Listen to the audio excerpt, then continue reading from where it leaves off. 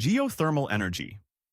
It's been right under our feet for centuries, but what if it's actually the key to solving our energy crisis? Today, we're diving deep into the Earth's core to uncover the surprising potential of this overlooked power source. Oh, that's an intriguing way to look at it. I've always thought of geothermal as just those steamy hot springs, but it sounds like there's a lot more to it. You're absolutely right.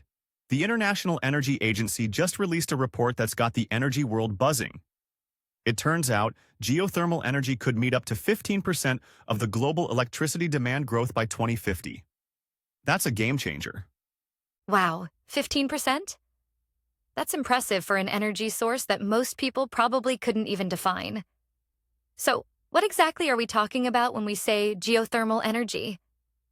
Well, at its core, pun intended, geothermal energy is all about harnessing the heat from the Earth's core. This heat can be used to generate electricity or provide direct heating and cooling. And here's the kicker. Unlike solar or wind, geothermal energy is constant. We're talking about an average utilization rate exceeding 75%, which blows other renewables out of the water. Hmm, that reliability factor is huge. But if it's so great, why haven't we been using it more extensively already? That's where things get interesting. The technology to tap into these deeper, hotter resources has been limited, but recent advancements, particularly from the oil and gas sector, have opened up access to geothermal resources that were previously out of reach. It's like we've suddenly found the key to a treasure chest that's been sitting right under our feet this whole time. So, what kind of potential are we talking about here? I mean, how much energy could we actually generate? Brace yourself for this. The report indicates that next-generation geothermal systems could unlock vast technical potential, capable of generating electricity many times the current global demand. We're sitting on an energy goldmine. That's, that's mind-blowing. It almost sounds too good to be true. What's the catch? You're right to be skeptical. The biggest hurdle is the upfront cost. We're looking at cumulative investments of around $1 trillion by 2035. That's a lot of zeros. $1 trillion? Yikes. Who's going to foot that bill?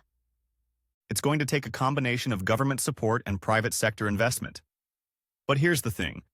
The report suggests that geothermal energy could become competitive by mid-century, especially in regions with high fossil fuel and electricity prices. So we're playing the long game here. I see. But are there any immediate applications that could help drive adoption in the shorter term? Absolutely. One of the most promising areas is in industrial processes. Geothermal energy could be particularly useful for industries that require process heat between 100 to 200 degrees Celsius, like paper manufacturing, chemical production, and even food processing. Imagine powering entire factories with heat from the Earth. That's fascinating. It's like we're finding ways to use the Earth's natural systems to power our modern world. But, I have to ask, what about the environmental impact? We're talking about drilling deep into the Earth here. Are there concerns? You've hit on a crucial point. While geothermal energy is generally considered clean and renewable, there are environmental concerns to address. The main issue is induced seismicity. In other words, earthquakes caused by geothermal operations. Earthquakes? That sounds serious. How is the industry addressing this? Well, they're developing monitoring and risk management strategies to mitigate these risks. It's all about finding the right balance between harnessing this powerful energy source and protecting the environment and local communities. But let's not forget, every energy source has its challenges. The key is managing them effectively. Right. That makes sense. So, what role do governments need to play in all this? The report calls for increased government support to elevate geothermal energy in national clean energy agendas. This includes setting specific targets for geothermal deployment, improving resource assessment, and investing in research and innovation. It's not just about throwing money at the problem. We need a comprehensive approach. I see. And what about the workforce? Are we going to need a whole new generation of geothermal experts? That's a great question. The report actually emphasizes the importance of developing training programs and facilitating the transition of workers from the oil and gas sector to geothermal. There's a significant overlap in skills and competencies between the two industries. So we could potentially see oil and gas workers becoming the geothermal experts of tomorrow.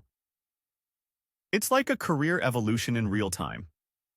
That's really interesting. It's like we're witnessing the birth of a new industry. But I'm curious about the timeline here. When might we start seeing the impact of geothermal energy on a larger scale? The report suggests that we could see significant growth in the coming decades. By 2050, geothermal energy could be providing a substantial portion of our electricity and heating needs. But it's not just about the future. There are already some exciting developments happening now. Oh, really? Like what? Well, one of the most intriguing aspects is the potential for mineral extraction from geothermal brine. The report mentions that geothermal projects could potentially extract valuable minerals, including lithium, which is in high demand for electric vehicle batteries. So we're not just getting energy, but also critical materials for other green technologies. It's like hitting two birds with one stone. Wow, that's pretty amazing. Are there any other unexpected benefits we should know about? Actually, yes. The report also talks about the potential for underground thermal energy storage. This could be a game changer for balancing out the intermittency of other renewable sources like wind and solar. It's like geothermal energy could be the Swiss Army knife of the renewable energy world. It really does sound like it has the potential to revolutionize our energy systems. But I have to ask, with all these potential benefits, why aren't we hearing more about geothermal energy in the news? That's a great point. The report actually touches on this, noting that geothermal is often overlooked in energy policies. Part of the challenge is visibility. You can see a wind turbine or a solar panel, but geothermal plants are largely out of sight. It's a classic case of out of sight, out of mind. That makes sense. Are there any countries leading the charge on geothermal energy? Yes, several countries are taking the lead. The report mentions Iceland, Japan, and the European Union as having established specific targets and roadmaps for geothermal energy. The United States, Indonesia, and Mexico are also identified as having substantial geothermal potential. Well, it's encouraging to hear that some countries are taking this seriously. As we wrap up, what do you think is the one thing our listeners should take away from this discussion on geothermal energy? I think the key takeaway is that geothermal energy represents an enormous untapped potential in our fight against climate change. It's not without its challenges, but with the right investment, innovation, and policy support, it could play a crucial role in our clean energy future. We might be standing on the edge of a new frontier in energy production. That's a powerful thought. It really drives home how important this work is. Absolutely. And who knows? In a few decades, we might all be heating our homes and powering our devices with energy from the Earth's core. The future of energy might just be heating up right beneath our feet. Well, that's certainly given me a lot to think about. Thanks for this fascinating discussion on geothermal energy. It's been my pleasure. Remember, folks, sometimes the solutions to our biggest challenges might be closer than we think. We just need to dig a little deeper.